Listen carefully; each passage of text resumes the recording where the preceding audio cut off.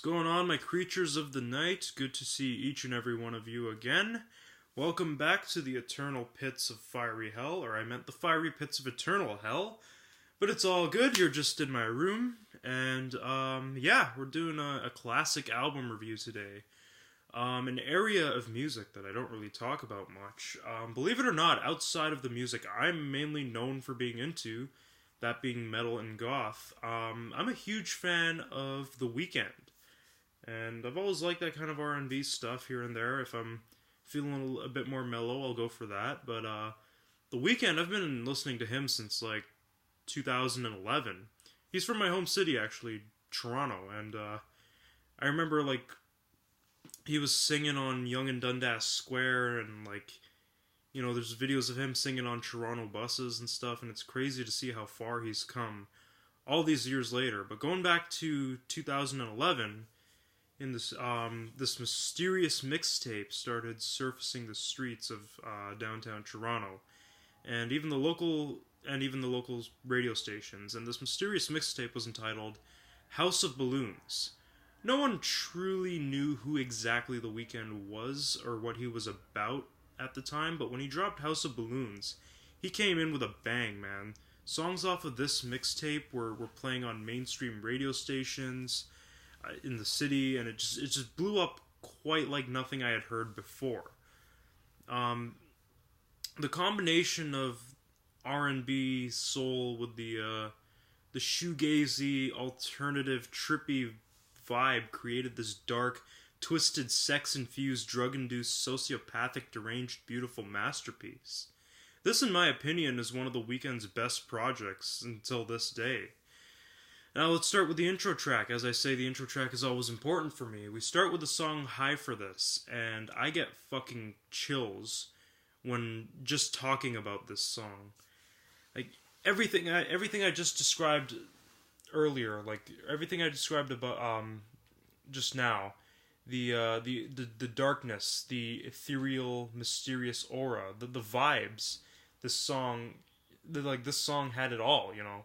When I popped in that House of Balloons CD for the first time in 2011, I remember I was younger. It was a dark, rainy night in my bedroom, and I had this little Sony CD player, and I popped in House of Balloons, and when I first heard the dark ambiance accompanied by Abel's incredible vocals and dark lyricism, I was absolutely mesmerized.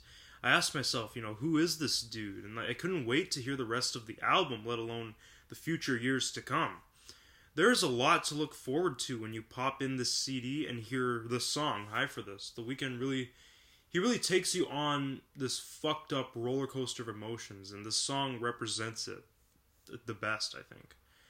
And this song is followed by the next song, which is one of my personal favorites off this whole album, which continues that vibe. The second song, entitled What You Need.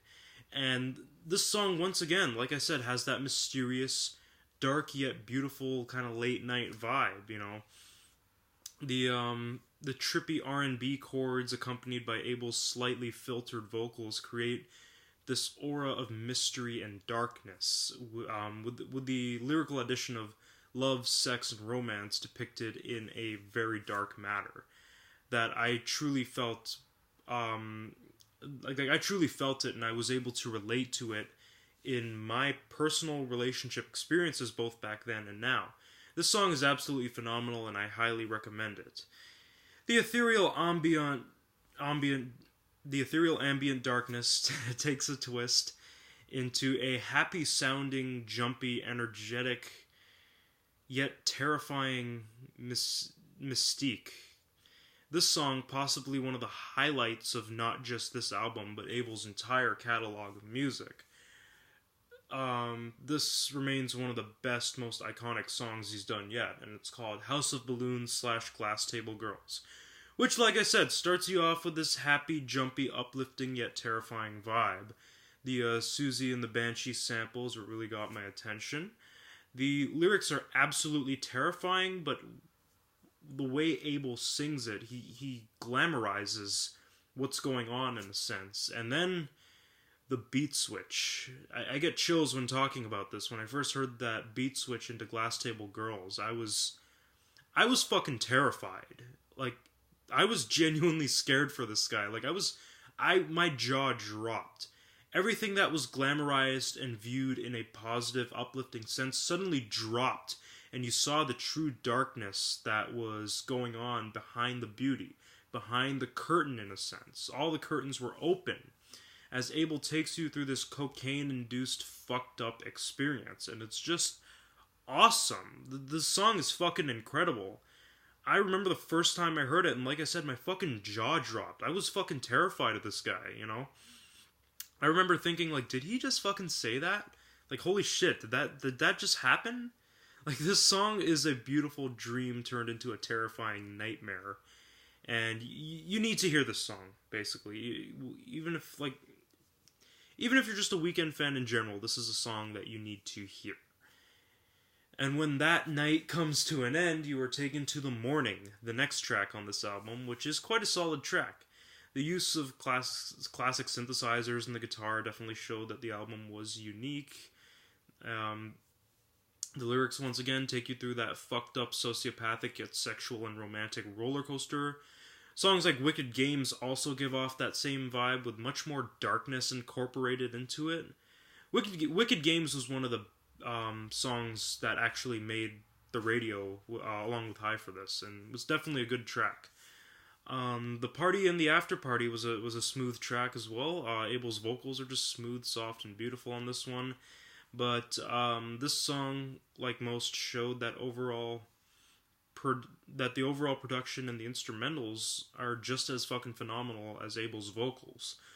The beat switch on this track perfectly demonstrates the feeling of going from party mode to after party mode, if you know what I mean. Songs like Loft Music continue to show that spiral of fucked up shit, but he makes it sound so enjoyable. I think every song in this album is important and goes for that vibe. The Knowing, great song. 28, The Knowing and 28 being the last two songs on this album, or should I say mixtape. 28 is a fucking phenomenal track. I highly recommend it. It's one of the Weeknd's best songs in my opinion.